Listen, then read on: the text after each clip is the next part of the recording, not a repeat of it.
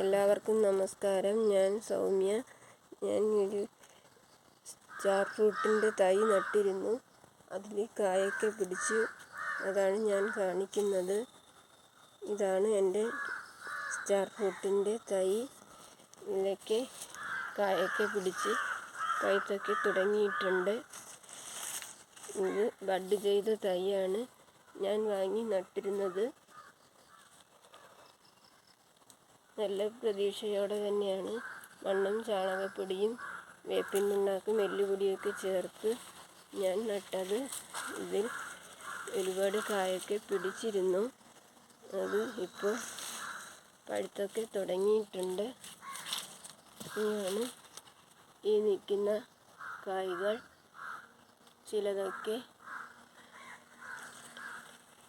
പക്ഷികളൊക്കെ വന്ന് കൊത്തിക്കൊണ്ടൊക്കെ പോയിരുന്നു.